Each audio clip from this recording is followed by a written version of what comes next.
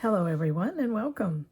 I wanted to bring you along with me on the very last few stitches that I'm going to be doing on this little pouch purse that I have made here with a piece of my slow stitching that you may remember was a pretty good size piece that I did, and I folded it over and made a pouch out of it.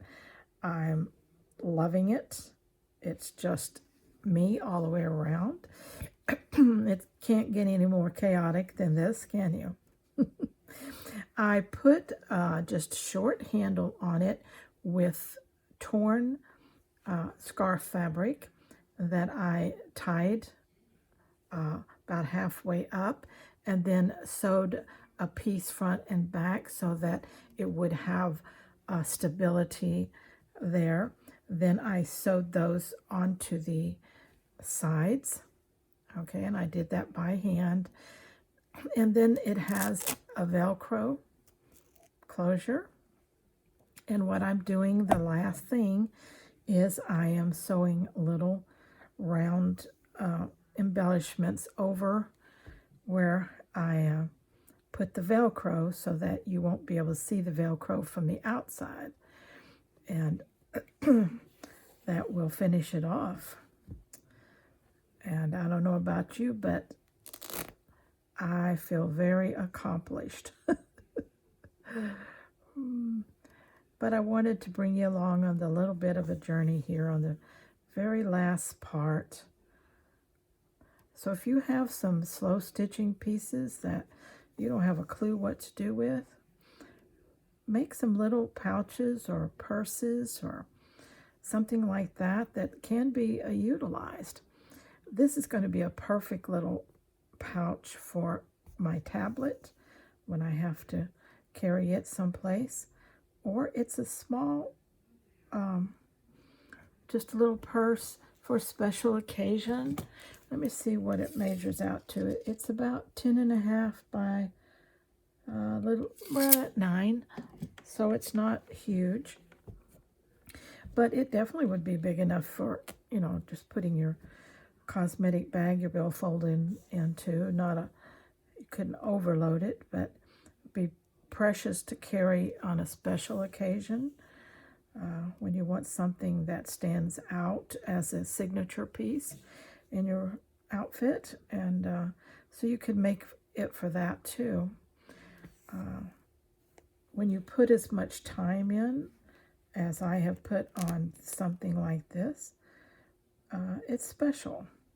Now, I will be putting this in my Etsy shop, and I will be pricing it accordingly because there is a lot of hours of work in this. And but I just wanted you to see that you can make beautiful things for yourself by just upcycling your scraps. Just grab those precious scraps because they are just waiting to become something extraordinary, something beautiful, which only you can do because only you have your imagination, only you have your pile of scraps. Okay. So tell me, what are you working on these days? What's keeping you busy or inspired? Of course, if a lot of you know, I have created the Cozy Makers Club on School, which is free to join, and the link is in my description. I've also recently created a second community where we are concentrating on refashioning vintage recipes and bringing them up to date so that we can use them in a modern setting. And I think that's going to be so much fun. So I'm just started that one. I also put the link for that. It's free to join also. So if that's something that interests you, reviving some of your grandmother's recipes or old family recipes, well, come over and join us. We're going to be doing that. Okay, there's one side done. Okay, that's the blue side. Now we'll get the red side. Okay, hopefully I have enough thread here to do both sides.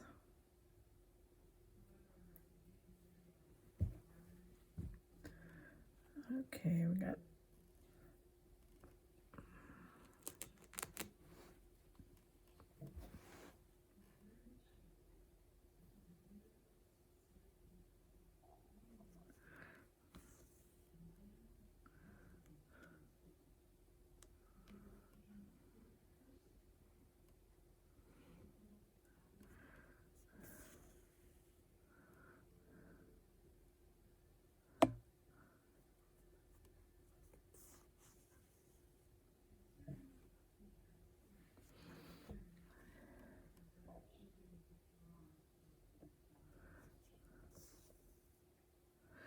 also want to ask if you haven't visited my Etsy shop,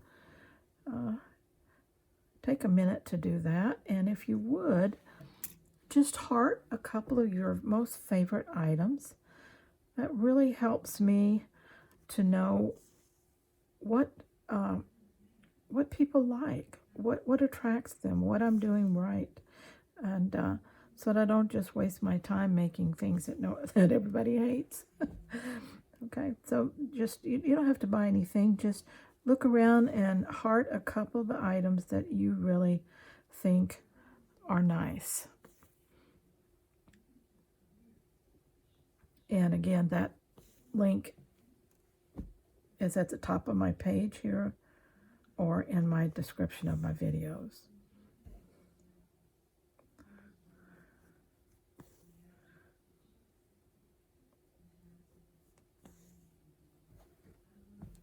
Now, if you don't already have some slow stitch pieces that you could create into a pouch, when you look at something like this, you're going to be overwhelmed because you're going to think, oh, I could never get that. It's so much work. And you know what? When I started making this, I didn't have a purse in mind. I just wanted to create something out of scraps. So I sat down and started slow stitching it. And so, think about it like that. If you want to just utilize some scraps, just think about it as a project to utilize scraps, and just start sewing. And but make it big enough that, if it takes you a year down the road to finish it, well, when you get finished, you can actually do something with it. Okay? So, or you can sew several of your smaller slow stitch pieces together and create one larger piece of fabric that you could then turn around and do that with.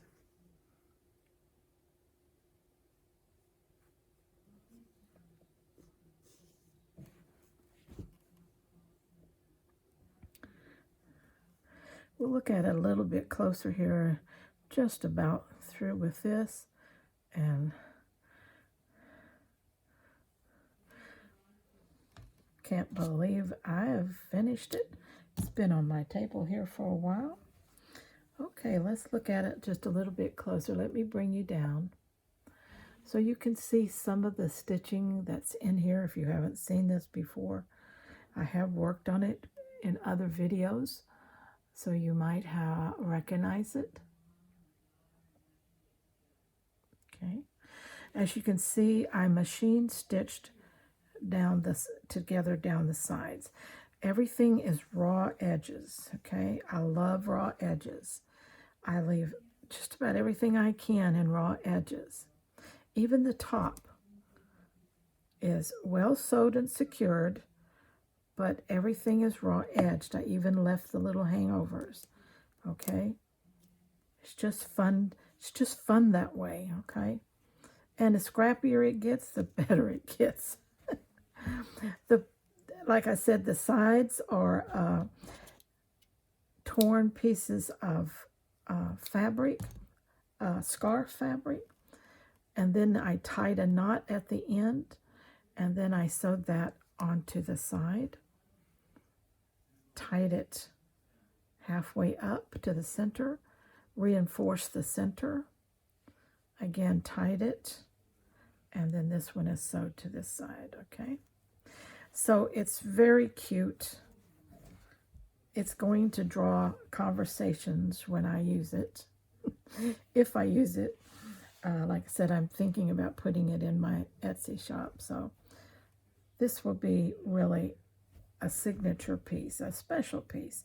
Not something you just grab every day, but something you'd grab for a special occasion. Okay? All right. So I hope that inspires you, and you'll try something just out of the ordinary. Definitely, you have to drop perfectionism. You have to just go for it. And that's what we did here. Thank you for watching, and I'll talk to you later.